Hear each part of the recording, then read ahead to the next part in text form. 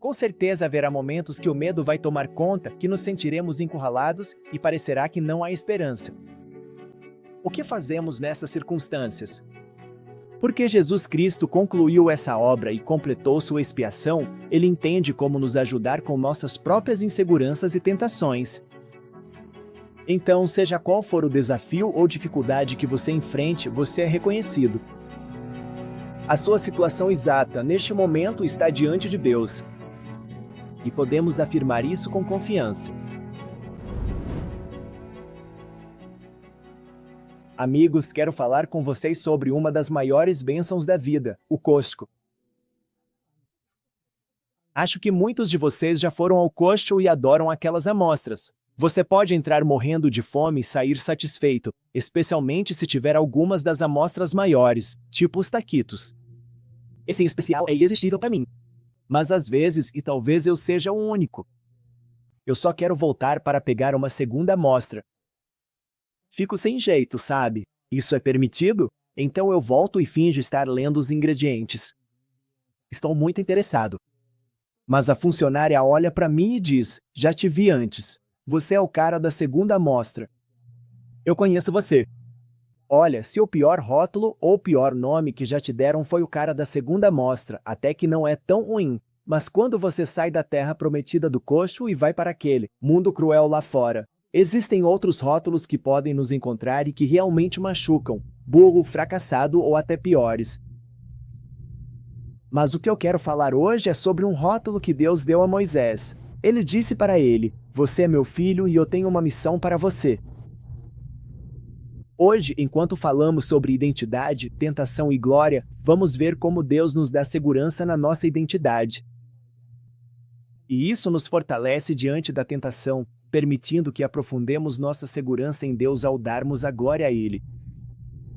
Então, identidade, tentação e glória. Você se lembra da história de Alice no País das Maravilhas? Lembro assistir filme criança e não fez sentido época. Não é meio estranho ter uma lagarta azul fumando em um filme infantil? Mas, de qualquer forma, a lagarta faz uma pergunta para Alice. Quem é você? Você se lembra, a Alice estava tendo um dia confuso. Então ela diz: eu mal sei, Senhor, neste momento. Pelo menos eu sabia quem eu era quando acordei esta manhã, mas acho que devo ter mudado várias vezes desde então. Alice estava tendo dificuldades com sua identidade. E esse é um tema importante porque recentemente foi feito um estudo com 10.000 estudantes universitários e os pesquisadores descobriram que, quando os jovens adultos tinham um senso de identidade estável, seus resultados de saúde mental eram muito melhores. É por isso que acho tão poderoso que logo de início, Deus fale para Moisés sobre sua identidade. Ele diz: eu sou o Senhor Deus Todo-Poderoso, tu és meu filho. Portanto, olha, e eu te mostrarei a obra das minhas mãos. Tenho uma obra para ti, Moisés, meu filho. E eu testifico que essas palavras são verdadeiras para cada um de nós. Somos filhos de Deus e Ele tem uma obra para nós. Você se lembra do que o Elder Patrick Kearon ensinou recentemente? Você é um filho de Deus.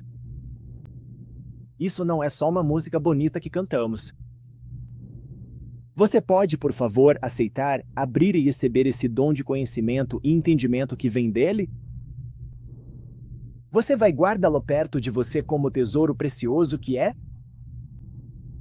Receba esse dom, ou talvez o receba de verdade pela primeira vez, e deixe que ele transforme todos os aspectos da sua vida.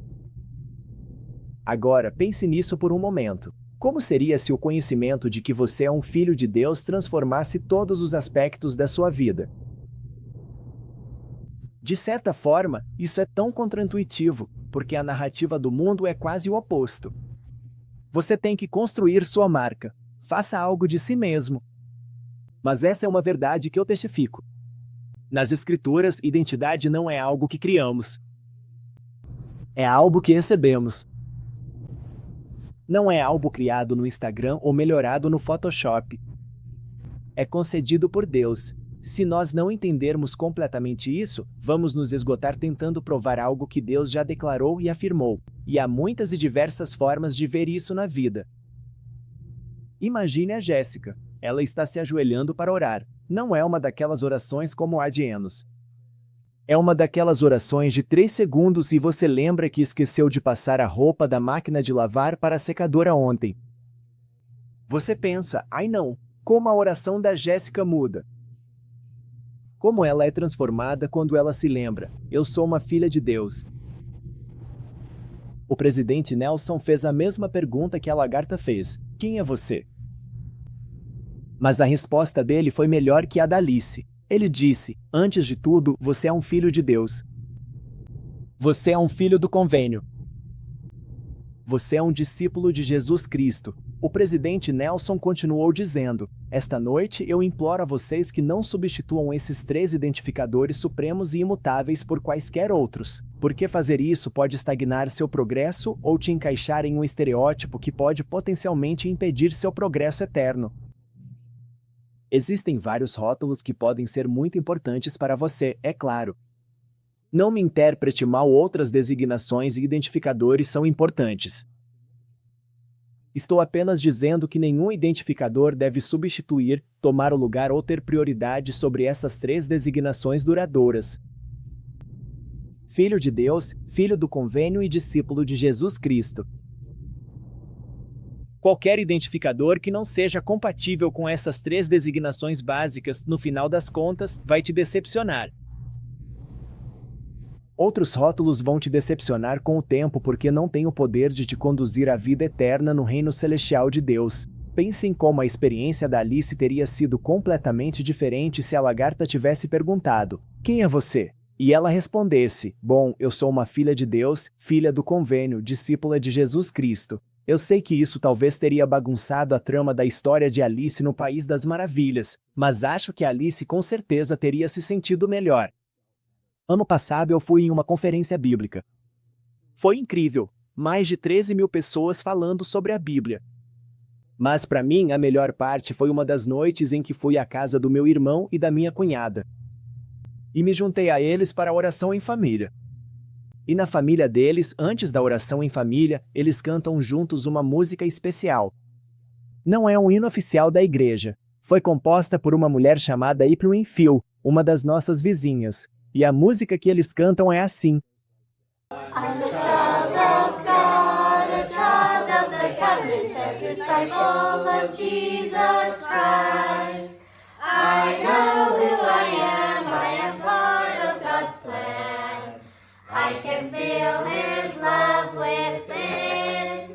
Yes, I am important to Him. Fiquei tão emocionada ao ver essa família cantando essa música juntos. E pensei, o que acontece com uma criança de 4 anos ao crescer todos os dias cantando essas palavras? Eu sou uma filha de Deus, uma filha do convênio, uma discípula de Jesus Cristo. Eu sei quem eu sou. Eu sou do plano de Deus. Posso sentir o amor dele dentro de mim. Sim, eu sou importante para ele. E se você se interessar, vou colocar um link para essa música e a partitura dela no site da nossa turma, caso queira conferir e tentar cantar você mesmo algum dia. Isso é muito prático. Deixe-me apresentar-lhes a Nicole, uma mãe jovem, super ocupada.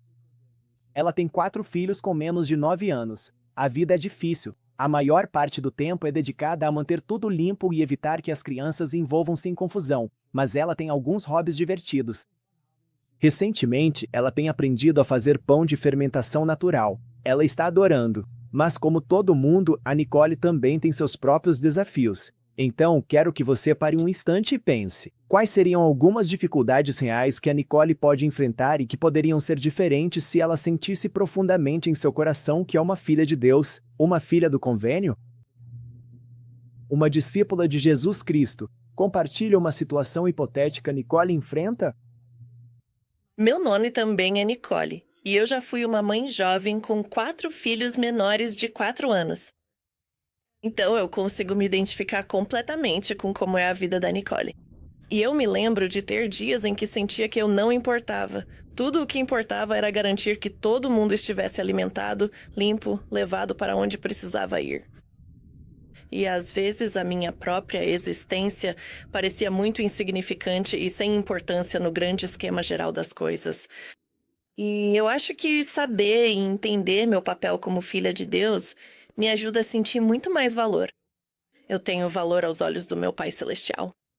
Houve alguma experiência ou como você começou a internalizar esse sentimento no seu coração? Vou compartilhar uma experiência que tive uma vez. Eu estava na igreja e meu filho, um dos meus filhos, vomitou no meio da reunião sacramental, bem no centro da fileira. E eu estava sentada na igreja pensando, qual é o propósito disso? E naquele momento, senti o Espírito Santo me envolvendo em um abraço. E eu senti fisicamente esse tipo de abraço do Salvador, sentindo como se ele dissesse, eu te conheço. Eu te vejo. Eu te amo. Obrigada. Que lindo. Eu nunca fui uma mãe jovem, mas imagino que talvez uma das dificuldades que a Nicole enfrenta seja a comparação. Ela pode assistir a um vídeo de uma família cantando uma música bonita sobre ser filhos de Deus e pensar, não tem como eu fazer isso na minha família, ou então, acho que sou uma mãe ruim porque não faço isso. Mas quando lembramos que temos valor completamente separado de qualquer coisa que fazemos, que temos valor intrínseco como filhos de Deus, de repente perdemos essa necessidade de nos comparar com os outros. Agora vamos cruzar referências em Abraão capítulo 3. Isso acontece nos conselhos pré-mortais no céu. Lemos, o Senhor mostrou a mim, Abraão, as inteligências que foram organizadas antes que o mundo existisse. E entre todas essas havia muitos dos nobres e grandes. E Deus viu essas almas que eram boas. E ele me disse com clareza, Abraão, tu és verdadeiramente um deles, que foi escolhido por Deus antes mesmo de nascer. Essa é outra identidade que muda a forma como nos vemos. Fomos escolhidos por Deus. Nobres e grandes antes mesmo de nascermos. Agora, voltando à história de Moisés, Deus mostra a Moisés a imensidão do universo, essas criações, e Moisés fica impressionado. Ele cai no chão, Deus se afasta, e leva um tempo até Moisés recuperar as forças. Quando ele consegue, diz, agora eu sei que o homem não é nada, coisa que eu nunca tinha imaginado. Agora pense em Moisés. Ele cresceu na casa do faraó. Então, quando ele pensa sobre o que significa ser algo, ele tem faraó como modelo. Superpoderoso. Ele faz tudo o que quiser. É isso que Moisés considera ser uma verdadeira conquista. Mas ao ver a obra de Deus, ele percebe, eu não sou nada. Isso me lembra do que o rei Benjamim disse, você não pode nem dizer que é tanto quanto o pó da terra. Agora, isso pode soar desanimador, né? Você vai sair desta sala, alguém vai te perguntar, e aí, como foi a aula de Encontrando Cristo no Velho Testamento? E você vai responder, sei lá. Aprendi que eu não sou nada, menos que o pó da terra, ótimo. Que aula, hein? Mas, na verdade, para mim isso é muito libertador, porque às vezes a gente sente que precisa se tornar alguém por conta própria. Eu sou bom por causa do que faço no trabalho, ou pelos meus hobbies, ou porque sou atleta, ou porque mando bem na escola. Ou porque tenho muitos seguidores nas redes sociais, ou porque tenho uma grande reputação. Mas se a gente constrói nossa base em cima dessas coisas, o que acontece quando eu tiro nota baixa nas provas ou quando as pessoas param de comentar nas minhas postagens? Se eu precisar ter algumas dessas coisas para ser alguém na vida, isso vai desmoronar. Mas se eu realmente perceber que não sou absolutamente nada, aí sim eu terei uma segurança que nunca, jamais, vou perder. Porque vou entender que minha identidade não depende do que eu tenho ou do que eu fiz. Ela depende de a quem eu pertenço e do que ele fez. Essa é uma segurança que eu não posso perder. Eu testifico que o sentimento mais profundo de segurança não vem de acreditar que eu sou alguma coisa. Ela vem de saber que Deus é tudo e que eu sou dele. Responda mentalmente uma dessas duas perguntas. Como entender sua verdadeira identidade te fortaleceu? E a segunda, sabemos que somos filhos de Deus, mas como sentir isso profundamente? Vamos focar por um momento nessa segunda pergunta, porque já ouvimos essa mensagem, mas como ela realmente se aprofunda em nós? Alguém gostaria de compartilhar um pensamento? Na semana passada, cheguei em casa no meio de um dia corrido e fui até minha sobrinha aflita e sobrecarregada, e percebi que só precisava me levantar e seguir em frente. Tava andando pelo corredor de casa e comecei a cantar: Sou um filho de Deus. E eu não cantava essa música fazia meses e meses. Eu parei e pensei, por que estou cantando isso? E bem naquele momento eu estava na parte que dizia: ricas bênçãos estão reservadas. E eu fiquei tão emocionada com o amor do meu Pai Celestial por Ele me conhecer de uma forma tão pessoal, tão íntima, que aquela música veio à minha mente e que eu estaria justamente naquela frase que me deu uma resposta muito pessoal e a certeza de que Ele me conhecia, Ele me amava e sim, eu precisava continuar. Obrigada. Então Moisés, nessa revelação de Deus, realmente começou a entender sua identidade. Mas logo em seguida veio a tentação. Pouco depois que Deus partiu, Satanás apareceu e disse: Moisés, filho do homem, adore-me. Agora, há algumas coisas que podemos dizer sobre isso. Primeiro, lembre-se de que Deus está dizendo: você é meu filho. Você é filho de Deus. Satanás ataca a identidade de Moisés. Ele o chama de filho do homem, e poderíamos passar uma hora só falando sobre os ataques de Satanás à nossa identidade. Mas por enquanto, quero focar em um segundo ponto aqui, que é: repare como Satanás nos tenta duvidar da revelação que acabamos de receber. Moisés acabou de receber essa revelação: eu sou filho de Deus. E é justamente nesse ponto que Satanás o tenta. Talvez alguns de nós já tenham passado por essa experiência em que oramos e sentimos: ok, é hora de agir, ou eu devo servir uma missão. E então, logo depois, começamos a sentir medo e Satanás começa a nos atacar justamente naquela revelação. O mesmo aconteceu com os primeiros cristãos. Pense em alguém sendo batizado nas décadas de 60, 70 ou 80. Era uma época de grande perseguição. E alguns deles, depois de aceitarem Jesus Cristo, começavam a recuar. E o autor do livro de Hebreus escreveu para eles e disse: não rejeiteis, pois, da vossa confiança, que tem grande galardão. Porque necessitais de paciência, para que, depois de haver desfeito a vontade de Deus, possais alcançar a promessa. Talvez você se lembre, presidente Jeffrey R. Holland, não abandone sua confiança. Ele compartilhou este versículo. Ele falou sobre a experiência de Moisés, de como Satanás tenta Moisés exatamente na revelação que ele tinha acabado de receber. O elder Holland continuou dizendo: quero encorajar cada um de vocês hoje a respeito da oposição, que tantas vezes surge depois que decisões iluminadas foram tomadas, depois que momentos de revelação e convicção nos trouxeram uma paz e uma certeza que achávamos que nunca perderíamos. Sim, há advertências e considerações a serem feitas, mas uma vez que houve uma iluminação genuína, cuidado com a tentação de recuar de algo bom. Se era certo quando você orou sobre isso, confiou nisso e viveu por isso, ainda é certo agora. Não desista quando a pressão aumentar. E, com certeza, não ceda àquele que está determinado a destruir a sua felicidade. Enfrente suas dúvidas. Domine seus medos. Portanto, não abandone sua confiança.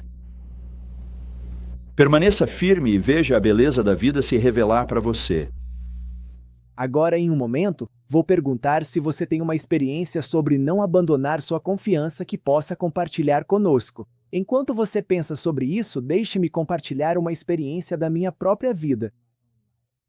Eu tinha voltado da missão há um ano. Estava apaixonado por uma moça. Ela não estava apaixonada por mim. É nem eu, Chrissy. Saímos várias vezes, mas ela não estava pronta para compromisso. Nesse momento desanimador, recebi boa notícia. Uma família que ensinei na missão ia ao templo para ser selada, e convidaram meu antigo companheiro e eu para o selamento deles. Eu estava estudando em Utah. Fiz minha missão no Colorado, então era uma viagem de carro fácil, mas, de última hora, meu antigo companheiro desistiu. Então pensei: vou convidar essa garota, talvez ela se apaixone na viagem. Eu sabia que era uma decisão importante, então orei. Me senti muito bem em prosseguir. Convidei ela. Ela aceitou. Mas na manhã em que íamos sair para a viagem, fui tomado por um medo enorme. Eu estava tipo: isso é uma péssima ideia. Eu não quero fazer isso. Mas o elder Holland tinha dado esse discurso recentemente e eu me lembrei dela. E eu pedi uma bênção para meu colega de quarto e senti o Espírito dizer: não jogue fora sua confiança, siga em frente. Então essa moça e eu fizemos a viagem. E alguns de vocês já serviram missão e sabem que durante a missão, tem certas famílias que te adoram e acham que você é o melhor missionário. Então levei ela em todas essas casas e eles diziam: o Elder Hilton, ele foi o melhor missionário. E eu ficava: isso, conta pra ela, conta.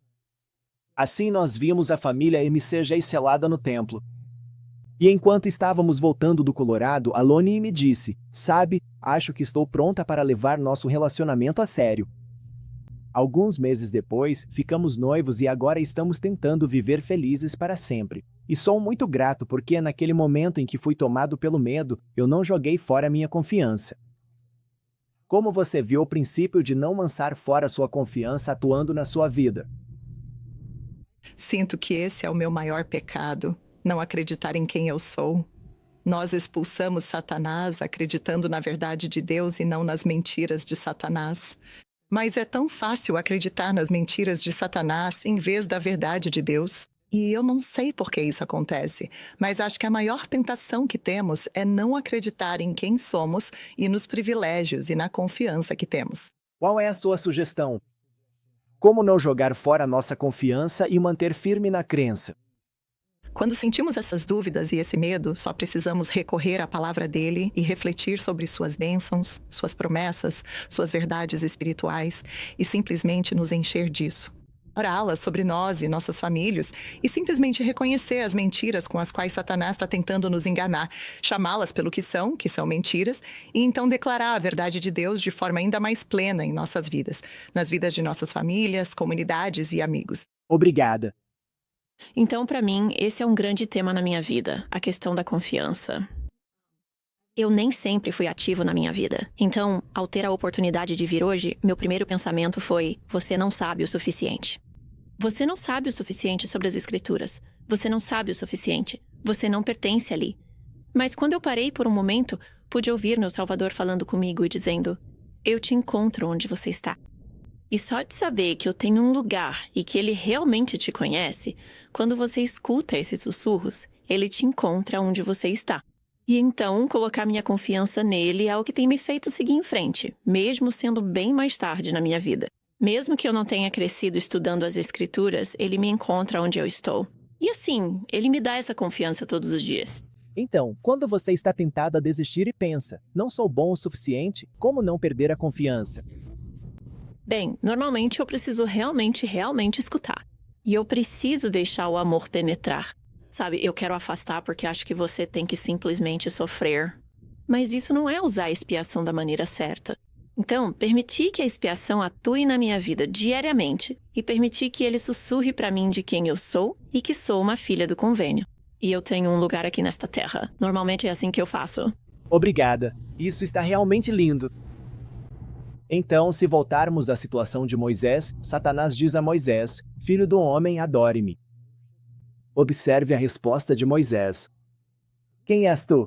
Pois eis que sou um filho de Deus, à semelhança de seu unigênito. Onde está a tua glória para que eu te adore? Note que Moisés tem tanta confiança em sua identidade que não precisa dar atenção às tentações de Satanás. E então Moisés diz: não deixarei de clamar a Deus. Tenho outras coisas a perguntar a ele, pois sua glória esteve sobre mim. Por isso posso julgar entre ele e ti. Afasta-te daqui, Satanás.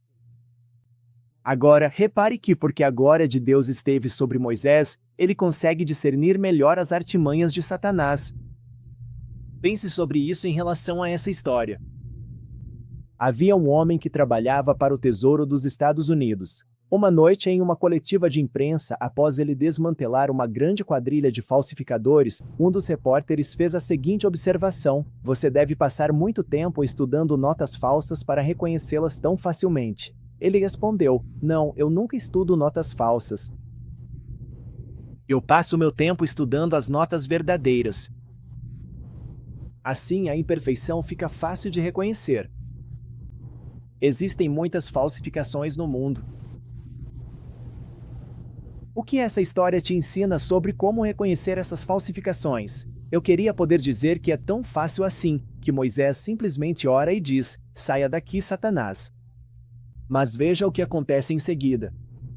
Quando Moisés disse essas palavras, Satanás gritou em alta voz, se enfureceu sobre a terra e ordenou, dizendo: "Eu sou unigênito, adore-me." Moisés começou a temer profundamente. Com certeza vão haver momentos em que o medo toma conta, quando estamos encurralados, quando parece que não há esperança. O que fazemos nessas circunstâncias? Ao clamar a Deus, Moisés recebeu força divina. Não desista. Satanás começou a tremer, a terra estremeceu, e Moisés recebeu força e clamou a Deus dizendo: "Em nome do unigênito, afasta-te daqui, Satanás." E aconteceu que Satanás partiu. Isso nos lembra que Deus é sempre mais poderoso do que o diabo. Quaisquer que sejam os desafios que você esteja enfrentando ou passando, não perca sua confiança. Permaneça com o Senhor, clame a Ele por força. Percebo que hoje pulamos para Moisés capítulo 1.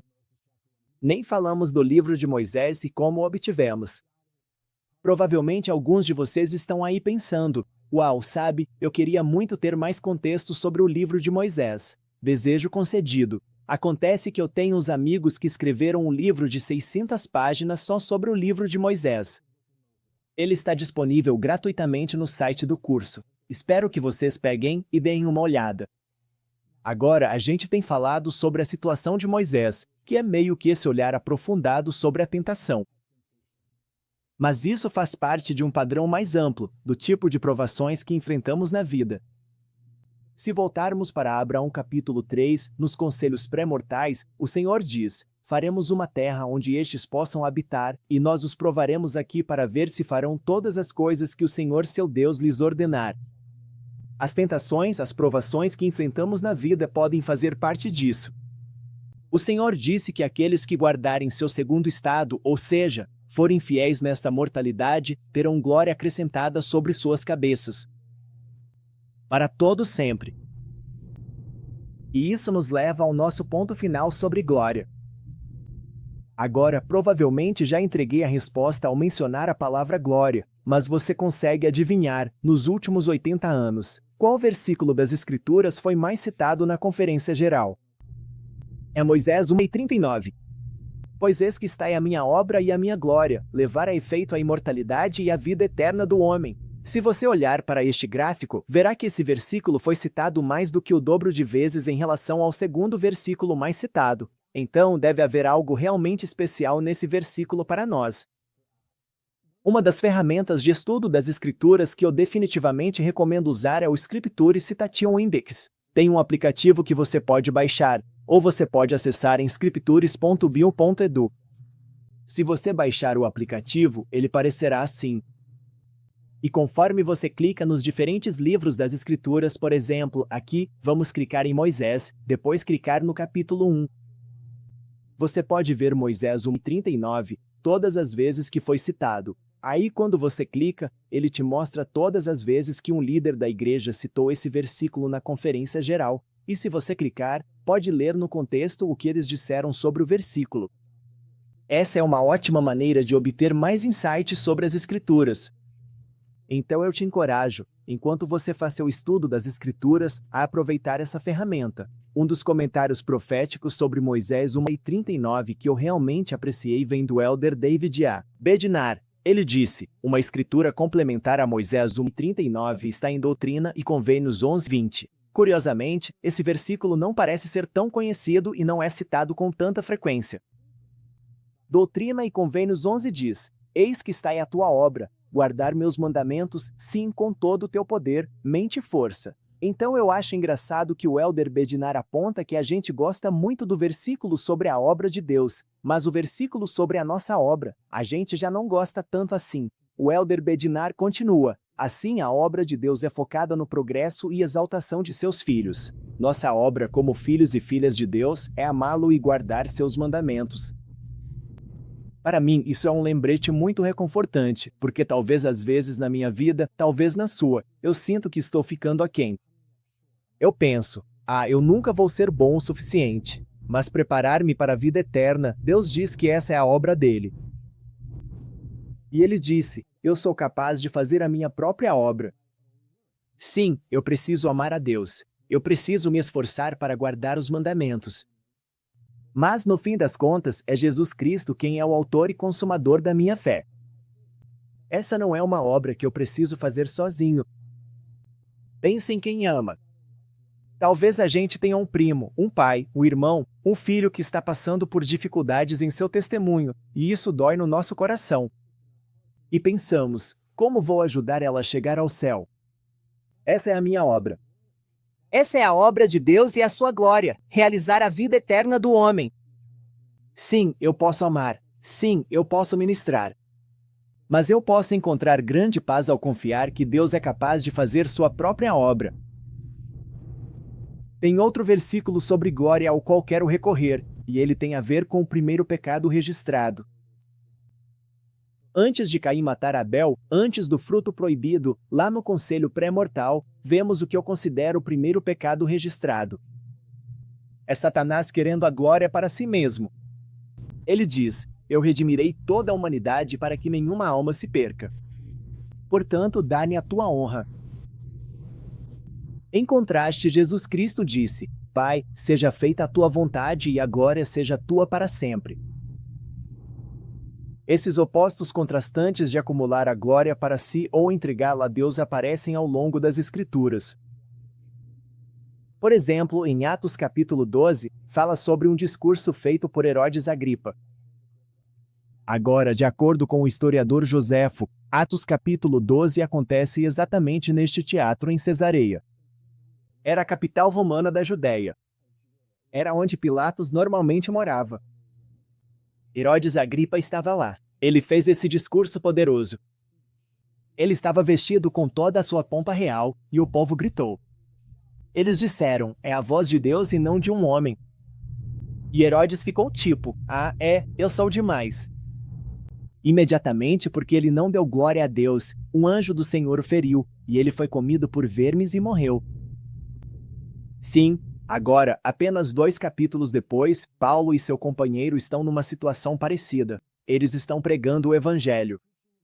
Eles estão fazendo coisas incríveis, e o povo começa a gritar e chamar Paulo e Barnabé de deuses.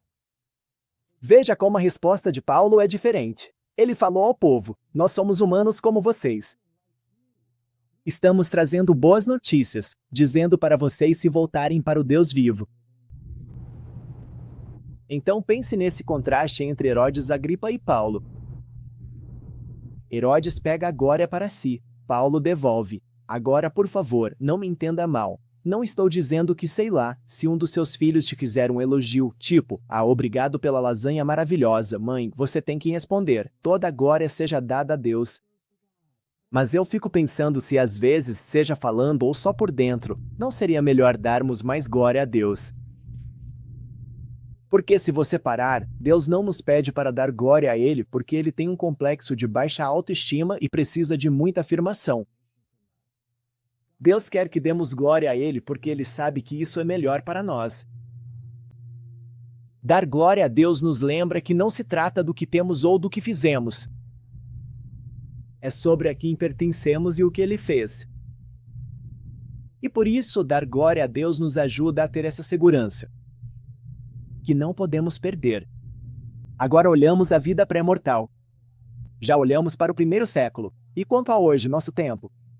Como podemos ver isso hoje? Então, este é Gabriel Medina.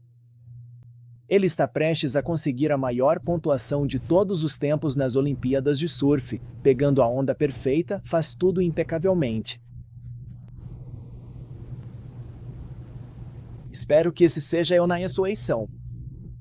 Esse é o meu sonho de ressurreição, bem aqui. E enquanto ele termina, repare nesse gesto que ele faz. Se olharmos de outro ângulo, dá para ver que ele está levantando um dedo para o alto, o que parece que ele está dizendo: eu sou o número 1.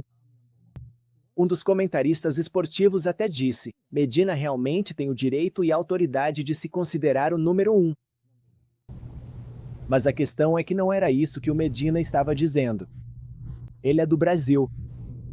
E lá, esse gesto significa outra coisa. Um comentarista brasileiro disse: Medina está dizendo, não sou eu que vocês devem olhar. É Deus. Esse momento de glória não é meu, mas dele. Então, nesse momento máximo de triunfo, ele está apontando para cima. Na verdade, na postagem dele no Instagram com essa foto, ele cita Filipenses capítulo 4. Posso todas as coisas naquele que me fortalece. Internamente pode haver um grande poder em nossos corações, seja verbalmente ou internamente, quando alguém nos elogia, refletimos essa glória de volta para Deus. Então, considere uma dessas duas perguntas. Primeiro, pense em um momento recente em que você foi elogiado ou reconhecido. Você direcionou esse momento para Deus, mesmo que só mentalmente? Se não, como poderia ter feito isso? Número 2. Se alguém te der crédito por algo, qual seria uma forma natural, sem soar como sermão, de apontar essa pessoa ou a si mesmo para Deus? Meu filho está atualmente no CTM do México e o companheiro dele teve uma chegada bem difícil lá. Ele acabou não conseguindo pegar o avião e, enfim, nesse processo todo a bagagem dele foi perdida e ele ficou uma semana inteira sem ela. Eu realmente admiro ele e como conseguiu direcionar outras pessoas a Jesus Cristo, porque toda vez que alguém perguntava como ele estava ou percebia, tipo, nossa, você está tão feliz, está lidando tão bem com tudo isso, considerando toda a situação maluca do voo e o fato de não ter nenhum dos seus pertences pessoais com ele. Mas toda vez que alguém perguntava para ele simplesmente dizia, eu tenho fé. E eu achei isso uma forma tão bonita e simples de direcionar tudo para Deus. Tipo, sim, eu estou bem, mas estou bem porque tenho fé em Jesus Cristo e no meu Deus, a quem eu amo. E eu sei que Ele vai cuidar de mim.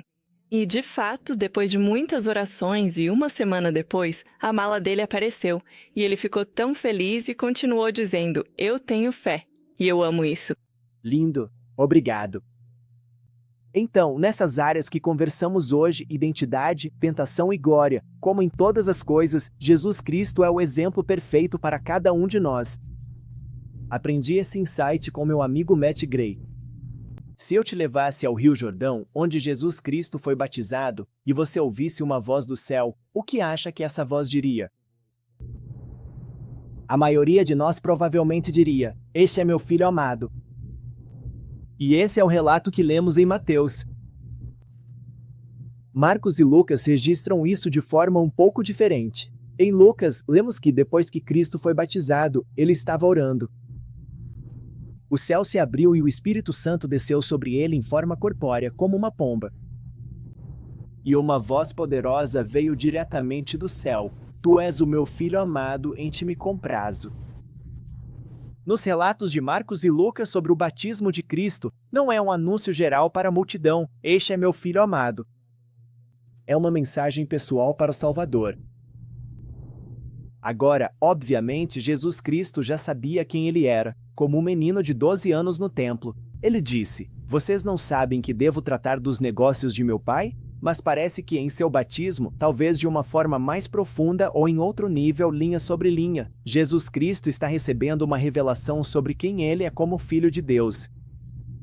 E o que acontece logo depois dessa revelação? Tentação. Satanás aparece no deserto, dizendo, se você é o Filho de Deus, tentando-o justamente na revelação que ele havia acabado de receber.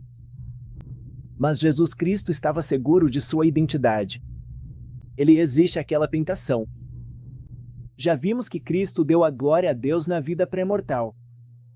Ele continuou com esse padrão na terra. Logo antes de entrar no jardim do Getsêmani, ele disse, Pai, eu te glorifiquei na terra, completando a obra que me deste para fazer. Porque Jesus Cristo terminou essa obra e completou sua expiação, ele entende como nos ajudar com nossas próprias inseguranças e tentações. No livro de Hebreus, lemos, cheguemos, pois, com confiança ao trono da graça, para que possamos alcançar misericórdia e encontrar graça para nos ajudar em nosso momento de necessidade. Cristo sabe exatamente como nos ajudar em nossas tentações porque ele as superou.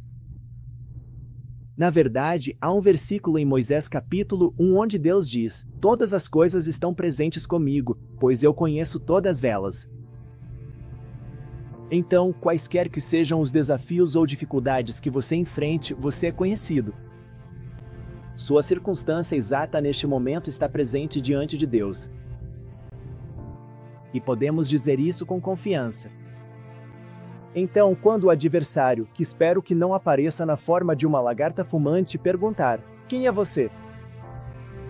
Espero que a gente se lembre: eu sou um filho de Deus, um filho do convênio, um discípulo de Jesus Cristo. Podemos dizer isso com confiança por causa de Jesus Cristo. No fim das contas, é Jesus Cristo quem nos dá a segurança que não podemos perder.